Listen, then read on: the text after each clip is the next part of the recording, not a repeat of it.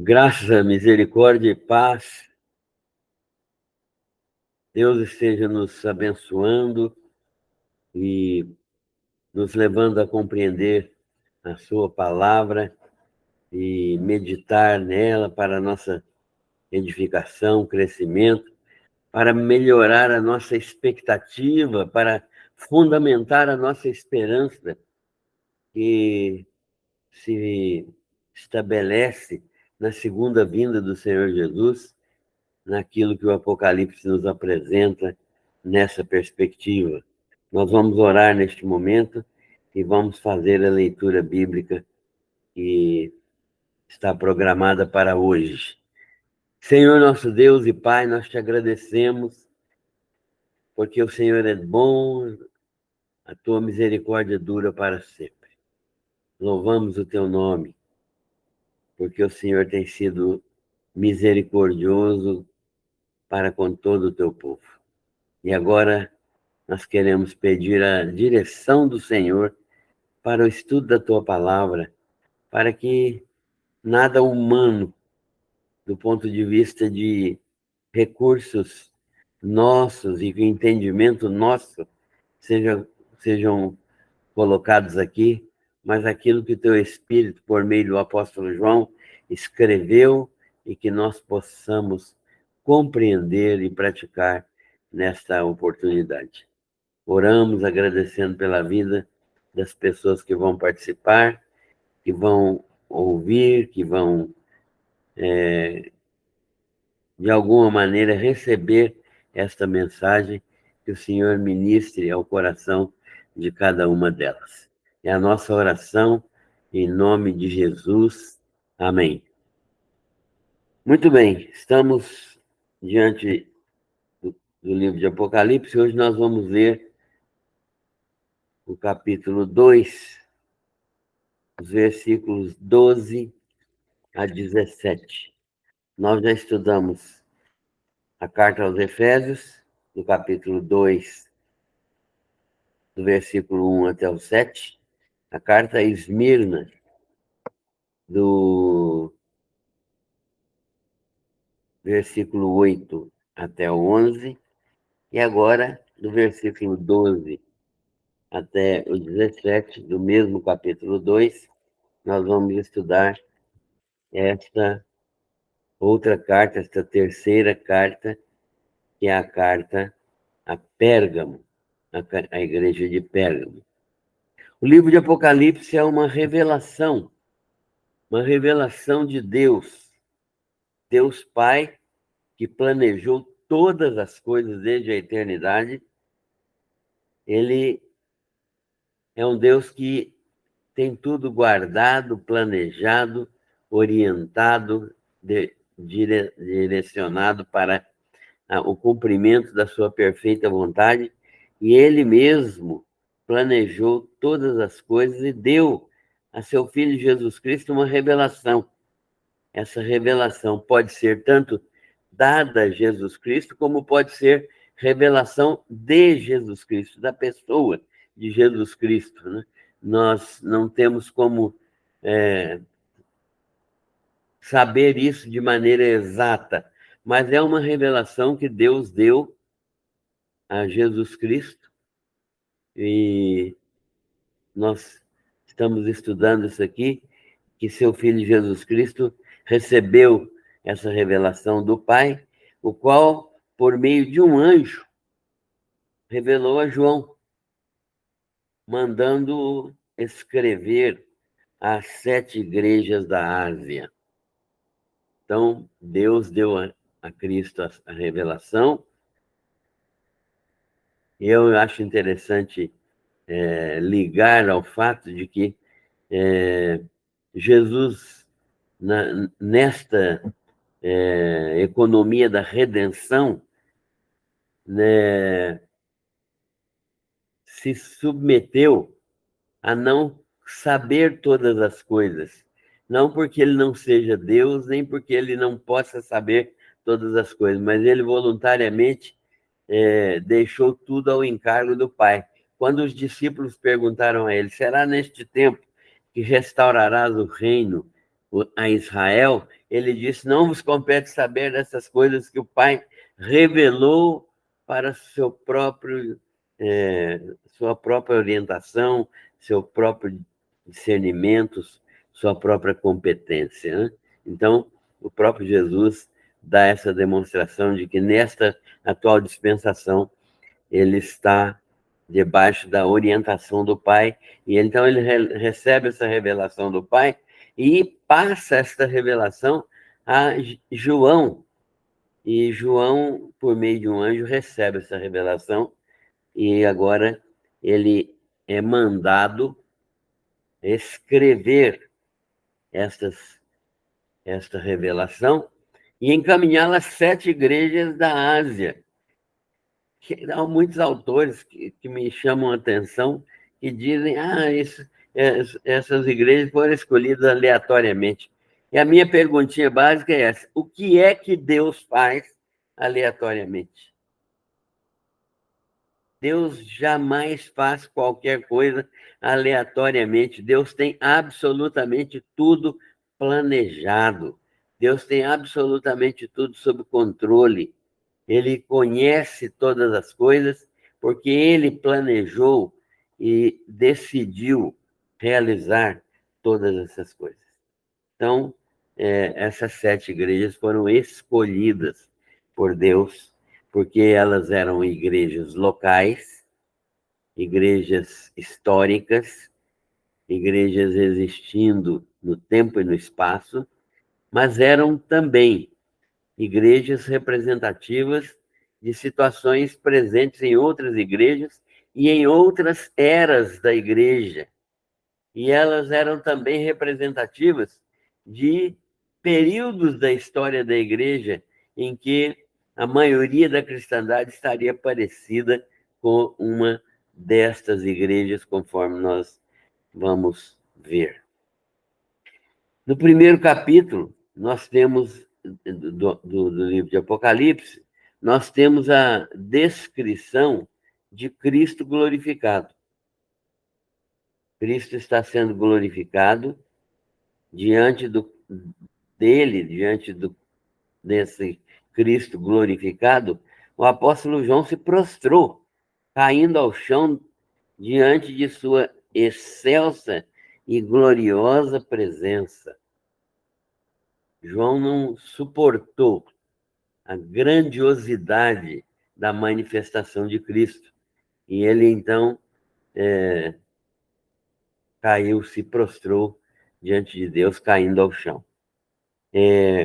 No segundo capítulo, nós temos o início da descrição das 7 igrejas. Elas são completadas no terceiro capítulo, né?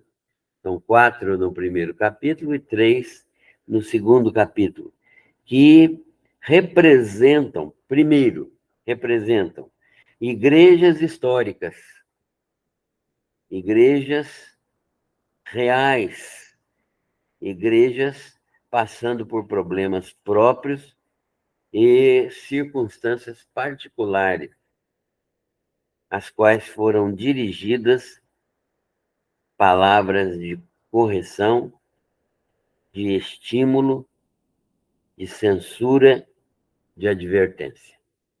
Então, a estas igrejas foram enviadas essas palavras que traziam correção, estímulo, orientação,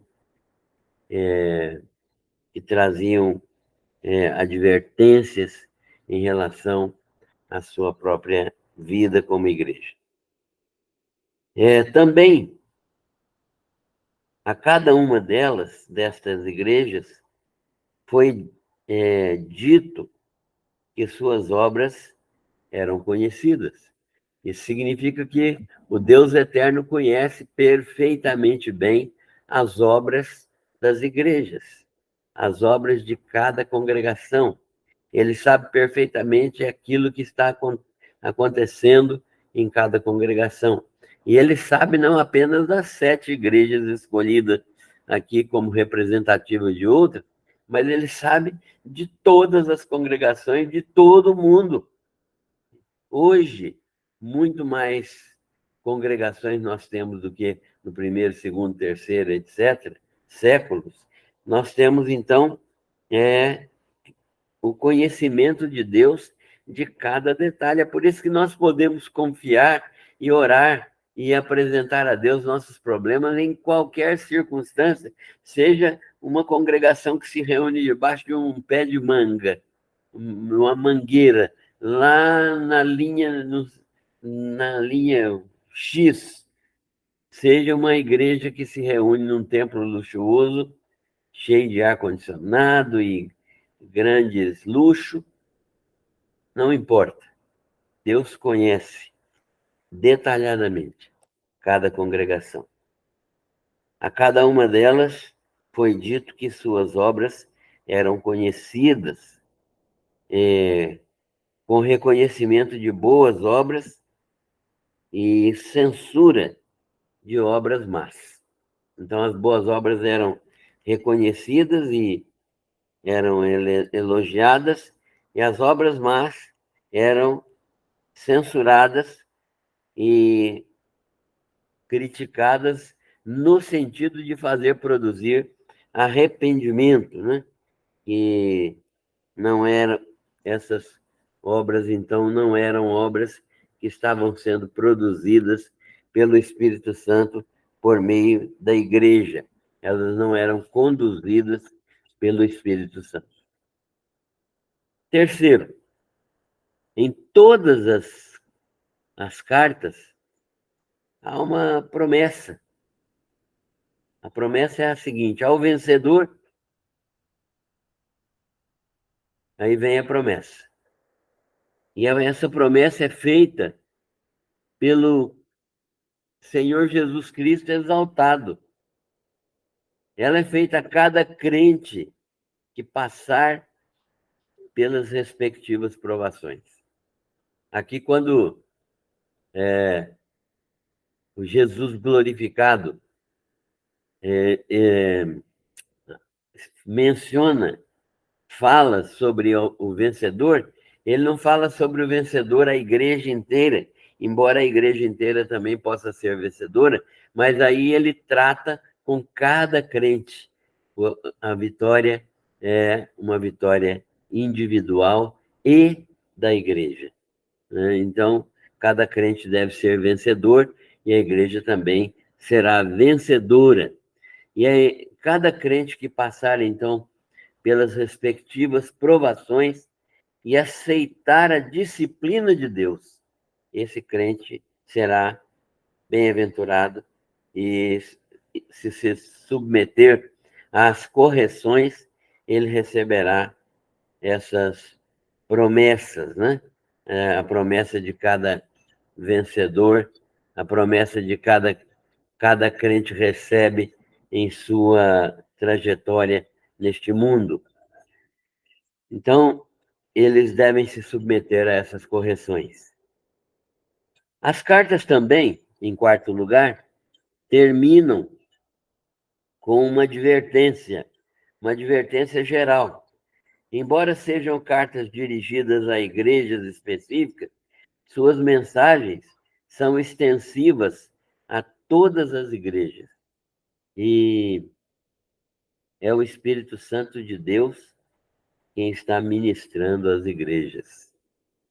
Então, as cartas terminam com uma advertência geral, né? Quem tem ouvidos, ouça o que o Espírito diz à igreja.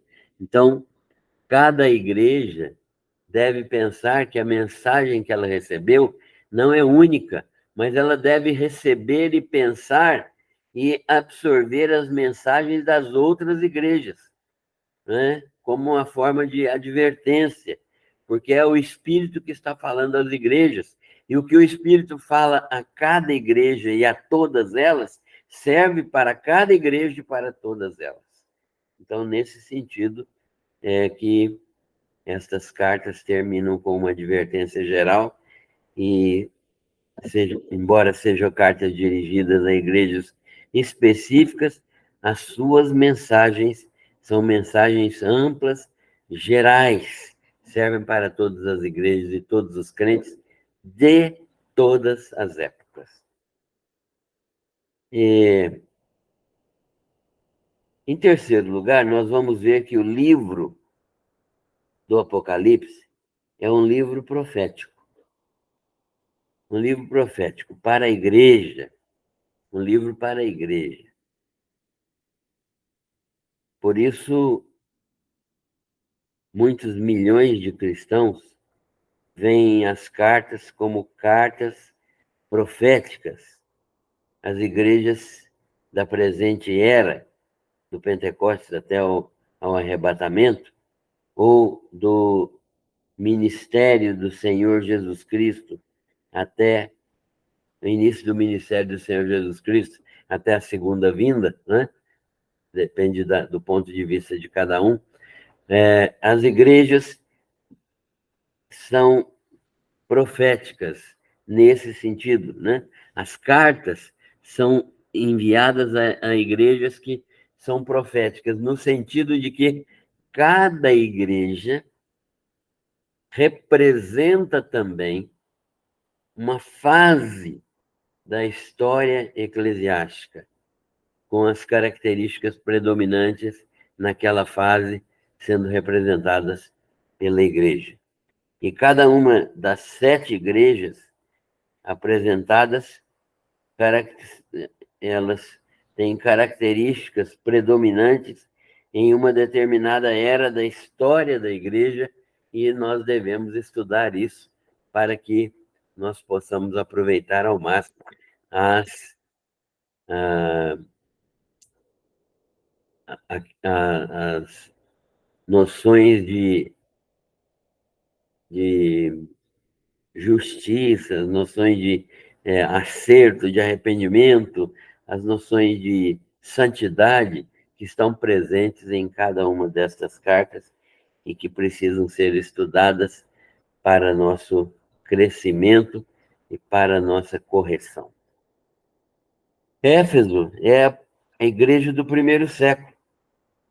Ela representa a igreja do primeiro século. Era uma igreja que existiu, uma igreja estratégica, uma igreja muito boa, que Paulo fundou, e é uma igreja onde Paulo passou cerca de 3 anos, e ela cresceu muito, se desenvolveu muito, mas esse crescimento e esse desenvolvimento não foram persistentes, né? No final do século, já no tempo ainda do apóstolo Paulo vivo, e no final da sua vida, já com Timóteo ocupando o pastorado dessa igreja, e depois o apóstolo João ocupando o pastorado dessa igreja, nós vemos essa igreja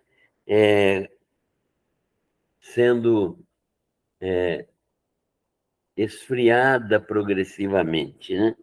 A igreja era perseguida e houve um declínio até o fim da era apostólica. Ela permaneceu ortodoxa na sua crença, mas permaneceu fria no seu amor. Ortodoxa na crença, fria no amor, no seu esfriamento, né? Tanto é que a palavra do Senhor Jesus para ela: lembra-te de onde caíste e arrepende-te, né? Tenho, porém, contra ti que deixaste o teu primeiro amor. Essa igreja de Éfeso é uma igreja que nos mostra que verdadeiramente hoje nós estamos vivendo um tempo de igrejas que se esfriaram, né? Uma igreja sem amor, uma igreja que é ortodoxa, mas que é fiel doutrinariamente, mas sem o respectivo amor que ela deveria ter, né? A igreja de Esmirna é uma igreja perseguida. Essa igreja é numa cidade relativamente pequena.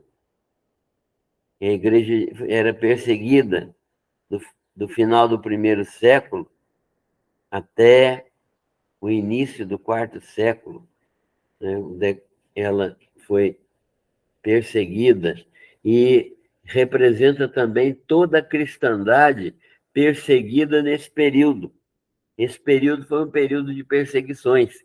Houve, pelo menos, está registrado historicamente, 10 perseguições, 10 etapas de perseguições intensas contra os cristãos, até o quarto século, início do quarto século, quando o decreto de Constantino fez cessar completamente a perseguição, né? Mas a igreja de Éfeso permaneceu fiel, né? E a igreja perseguida, que ela representa, também permaneceu fiel. Esse período de perseguições aí, do final do primeiro século até o início do quarto século, foi um período real de perseguições intensas, de perseguições cruéis, de mortandade intensa de cristãos, mas que ela que permaneceu, a igreja permaneceu fiel ao Senhor, né? As congregações de vários lugares permaneceram fiéis ao Senhor. A terceira igreja, que é representativa de parte da história da igreja, é Pérgamo. Pérgamo é a igreja medieval, imperial. O que é a igreja imperial? É aquela igreja que, desde o, é, desde o imperador Constantino até o início do período papal, é uma igreja que estava sob o comando, sob o cuidado do Império Romano. Então, houve uma conversão, nós não podemos afirmar nem negar que Constantino realmente se converteu, mas houve uma cristianização do Império. E o Império foi cristianizado por um decreto de Constantino. E isso foi um mau casamento. Aliás, a palavra Pérgamo pode significar também mau casamento. Casamento de uma entidade espiritual, que é a igreja, com uma entidade política e uma entidade temporal, que é o governo romano, né? Que foi o governo romano e que é qualquer governo desse nosso tempo. Esse casamento levou a igreja aos benefícios do império, os benefícios do palácio, os benefícios do imperador. E isso foi ruim para a igreja, porque ela saiu de um período de perseguição em que ela tinha que viver de maneira fiel a Deus, e que ela tinha que viver de maneira a buscar auxílio do Senhor constantemente, e ela agora não tem mais esse cuidado. E isso fez com que houvesse um relaxamento também da igreja. Então, Pérgamo é uma igreja local, real, que tem essa história, mas que representa também esse período papal. Tiatira é a próxima igreja. Tiatira é a igreja papal, é a igreja em que o domínio dos papas passou a existir. É do século VI até o século XVI. São 1000 anos de período de Idade das Trevas, né, que é a igreja mais corrupta que pôde haver, a igreja de Tiatira, e que é representativa dessa fase da igreja papal. Então, nós vamos ver que a igreja de Tiatira, a qual a palavra de Deus é enviada, tinha características interessantes que se repetiram durante a história da igreja medieval, essa igreja que se transformou num período negro da história da humanidade. Aí nós temos a igreja de Sardes. A igreja de Sardes é uma igreja da Renascença ou da Reforma Protestante, e até o início do período missionário, né, é uma igreja que está mudando, que está saindo da corrupção de Roma para uma nova fase, é a Igreja da Reforma. E aí, em seguida, nós temos a Igreja de Filadélfia, que é a igreja missionária. Nós vamos estudar a igreja de Filadélfia, vamos ver que, como igreja em Apocalipse, ela era uma igreja cujas portas estavam abertas para a obra missionária.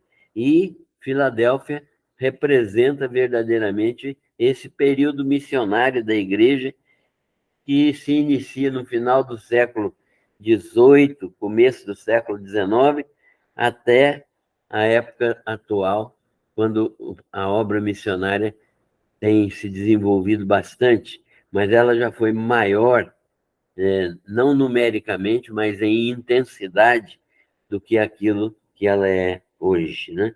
Então, Filadélfia seria essa igreja missionária, representativa da igreja missionária. E a igreja de Laodiceia, que representa a igreja mundanizada, a igreja que é uma igreja do século atual, até o arrebatamento da igreja, ou até a segunda vinda de Cristo, uma igreja fria, uma igreja rica, uma igreja cheia de tecnologia, uma igreja que não precisa de nada, uma igreja que Jesus está do lado de fora dela, né? As doutrinas mais estranhas em nome do cristianismo sendo pregadas e a gente vendo a corrupção doutrinária invadindo a igreja com cara de cristianismo, travestida de cristianismo, mas sem a verdade da Bíblia sendo pregada ou sendo vivida, o que é pior. Então, essas 7 igrejas existiram no tempo e no espaço, foram escolhidas por Deus, não foi aleatório, e elas representam, então, 7 fases da igreja com suas próprias características. A igreja de Éfeso recebeu, então, um elogio. O elogio que ela recebeu foi que ela rejeitava o mal. É muito importante que uma igreja rejeite o mal. Rejeitar o mal é fundamental, porque o mal está aí misturado, amalgamado com algumas coisas boas. E com essas algumas coisas boas, o mal vem e entra na igreja. Rejeitar o mal aqui no caso de Éfeso significava rejeitar os falsos mestres que estavam com falsos ensinos na igreja. O apóstolo Paulo bate com força nas cartas de Timóteo, né, na primeira e segunda cartas a Timóteo, ele bate com força contra essas pessoas, contra estes falsos profetas, e demonstrando, na carta aos Efésios também, ele fala um pouco sobre essa situação desses homens que invadiam a igreja e que eram falsos mestres, ensinando doutrinas falsas, ensinando de maneira errada, com concupiscência, né, servindo-se de pessoas inocentes e tolas, e nécias, e invadindo a igreja com a sua carnalidade. Mas, depois do elogio, que a igreja rejeita o mal, veio uma crítica. A crítica de Jesus para a igreja de Éfeso foi a seguinte: rejeitaste o teu primeiro amor, né? Deixou o primeiro amor. O que é que aconteceu com a igreja de Éfeso? A igreja de Éfeso ficou uma igreja ortodoxa, uma igreja doutrinariamente centrada, mas uma igreja fria. Uma igreja fria. Nós podemos ver isso em muitas igrejas, né? Em que a igreja é regida doutrinariamente dentro da palavra, mas ela é uma igreja mecânica no seu funcionamento. Uma igreja fria, uma igreja que não tem envolvimento com Deus e com as pessoas que procuram a igreja e que vêm para ouvir a palavra. Uma igreja fria, né? Então, Jesus faz essa crítica. Ela deixou o seu primeiro amor, amor a Ele, né? Amor a Ele, amor à pessoa de Cristo, o que faz a igreja esfriar. O termômetro de uma igreja, tem muita gente que fala que é a contribuição, que é a evangelização. O termômetro de uma igreja é o amor a Cristo, porque é por amor a Cristo que se evangeliza, é por amor a Cristo que se contribui, é por amor a Cristo que se visita, é por amor a Cristo que se atende os necessitados. Então, o termômetro verdadeiro de uma igreja não é nem a doutrina ortodoxa, porque se nós temos amor a Cristo, nós temos uma doutrina ortodoxa também. A instrução à igreja de Éfeso foi a seguinte: voltar às primeiras obras. Voltar às primeiras obras. Jesus está falando para a igreja: olha, volta a praticar as primeiras obras. Voltem a ser aquilo que vocês eram, né?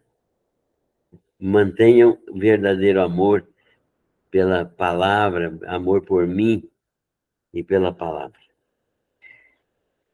A promessa para a igreja de Éfeso é a promessa de quem comer da árvore, quem vencer comerá da árvore da vida, né? E essa comer da árvore da vida aqui pode ser uma alusão ao novo céu, à nova terra, a árvore que será plantada para a saúde das nações, e comer da árvore da vida pode significar isso, ou conforme alguns autores, né, alguns estudiosos, conviver em comunhão com o próprio Jesus Cristo, que é a verdadeira árvore da vida, né? Então, esta igreja de Éfeso recebeu essas orientações. E o texto ainda diz que essa igreja tinha mais ainda algumas obras boas. Puseste à prova os apóstolos e os achaste mentirosos, os falsos apóstolos. E odeias as obras dos nicolaítas, que eu também odeio. Então, a igreja tinha realmente uma perspectiva de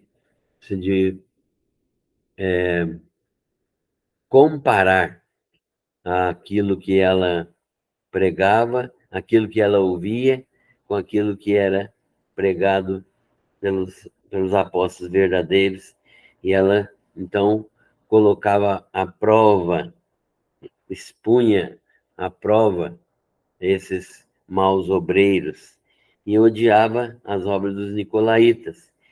Os nicolaítas, há muita controvérsia em relação a isso, mas aparentemente são aqueles que ensinavam a doutrina de Balaão. Balaão ensinou o povo de Israel os homens israelitas a prevaricarem contra a, contra, contra a lei de Moisés, se relacionando com em prostituição com as mulheres de Moabe, com as moabitas. E Balaão estimulava eles a fazerem isso, né? Ou então, como alguns querem, os nicolaítas são os introdutores na, na igreja do clericalismo, né? Do clericalismo. Começaram a criar a distinção entre a classe de leigos e a classe clerical, e em que só podiam ser oficiais da igreja aqueles que fossem clérigos, né? Então, tem gente que pensa isso também.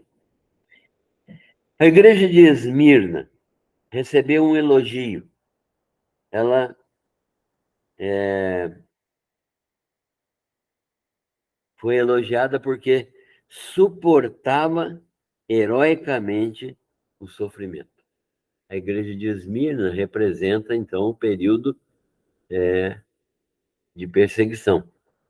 Ela suportou heroicamente o período de perseguição ao qual ela foi submetida.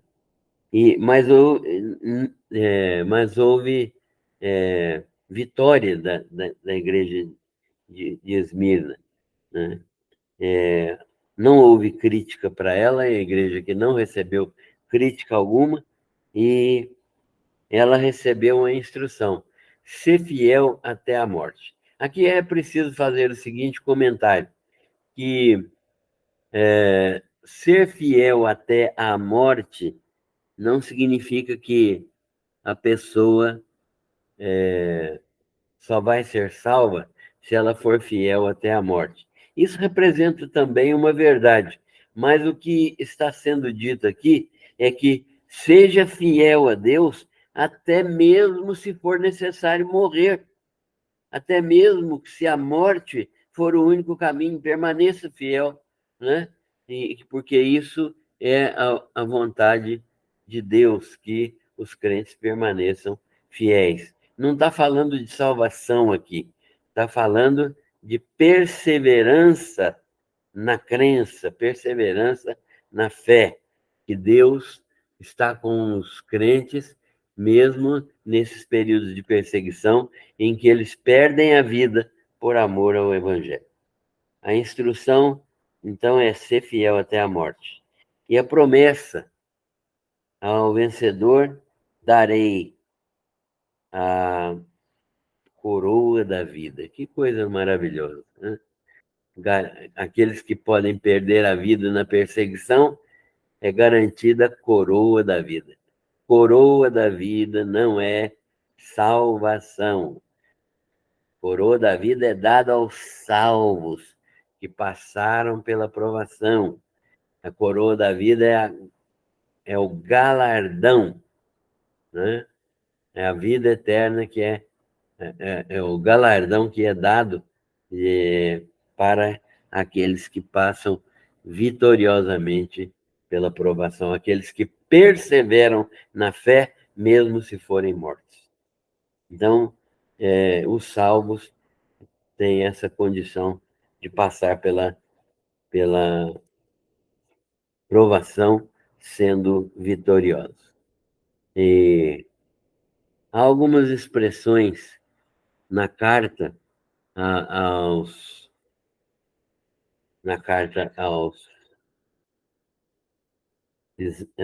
aos crentes de Esmirna, que são expressões interessantes. O que esteve morto e reviveu é o que está se dirigindo à igreja de Esmirna. Uma igreja que está ameaçada de morte, a melhor mensagem é essa, né? Quem está escrevendo para vocês é aquele que esteve morto, mas reviveu. Vocês estão crendo em alguém que morreu, passou por experiência como vocês estão passando, mas reviveu. E esta é a promessa que nós damos a vocês. vocês também vão reviver. Uma outra expressão é que a igreja era pobre, a pobreza da igreja. A igreja era pobre. E porque na perseguição eles eram roubados, na perseguição eles eram expropriados dos seus bens, eles tinham tudo, eles perdiam seus bens, perdiam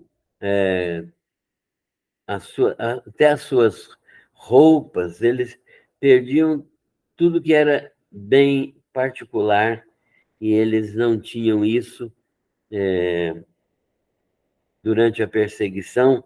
E então a pobreza da igreja era muito grande, né?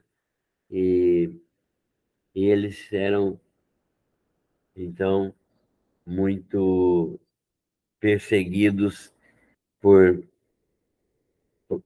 muito tempo, foram perseguidos por muito tempo. E o texto também fala de uma perseguição de 10 dias. Perseguição de 10 dias. Qual é essa perseguição de 10 dias?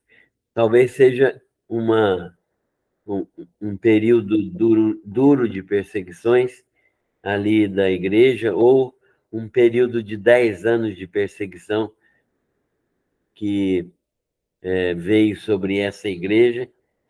Nós não sabemos exatamente a que se refere, mas é um período longo de perseguição, essa perseguição por 10 dias, e muita gente morreu nessa perseguição de 10 dias, e por isso a promessa da coroa da vida, né? A vida imortal, a vida daqueles que passam por perseguição na terra, que morrem por causa da perseguição, mas que têm garantida a vida eterna com Deus. A vida eterna com Deus. Então, estes textos mostram as igrejas e o significado delas para esta para essa série de igrejas e para a história da igreja, né? Para a história progressiva da igreja. Essa palavra perseguição de 10 dias é tida também, pelos que estudam muito esse assunto, como 10 perseguições que viriam sobre a igreja. E foram exatamente 10 perseguições sob a liderança de 10 imperadores romanos que aconteceram no período que vai do final do século I até o início do século IV. Nesse período aí houve realmente essas 10 perseguições. Então a igreja de Éfeso, de Esmirna, é bem representativa do período de perseguições da igreja do Senhor Jesus Cristo. E a todos os que passaram por perseguições e morreram, é prometida a coroa da vida, né? Dessa vida imortal que o Senhor Jesus Cristo concede a todos aqueles que são seus servos e que vivem em obediência à sua palavra. Nós queremos interromper aqui e na semana que vem nós vamos estudar a carta à igreja de Pérgamo. A carta à igreja de Pérgamo é a carta à terceira igreja desse grupo selecionado por Deus. E nós vamos estudar a igreja de Pérgamo, o que era a igreja propriamente dita de Pérgamo, e vamos ver o que ela representa na história da igreja e o que ela representa no decorrer desta presente era que nós estamos vivendo, essa presente era que começou com a vinda do Senhor Jesus Cristo, e primeira vinda, e terminará com a sua segunda vinda. Este é o presente século mal ou a presente era que nós estamos vivendo. Que o Senhor bondosamente, misericordiosamente, nos abençoe para que nós possamos não só compreender esse livro e as suas mensagens, mas também sermos idôneos, capazes de consertar a nossa vida com base nas advertências que esse livro faz às igrejas do Apocalipse e certamente às igrejas do Senhor no tempo de hoje. Nós gostaríamos de encerrar pedindo a Deus que abençoe cada crente e que neste fim de ano o Natal sirva também de reflexão, um tempo de reflexão sobre a igreja, sobre a vinda de Jesus Cristo, sobre as alianças de Deus conosco, que culminaram na vinda de Jesus Cristo, na nova aliança, e que nós possamos viver dentro desse período grande de tempo que nós estamos vivendo, dentro da perspectiva de uma nova aliança que se finda completamente com aquilo que nós vamos receber na ressurreição, um corpo glorificado para viver por toda a eternidade juntos com o Senhor Jesus, nunca mais separados dele, para a honra e glória do seu precioso nome. Que Deus abençoe a todos. Amém.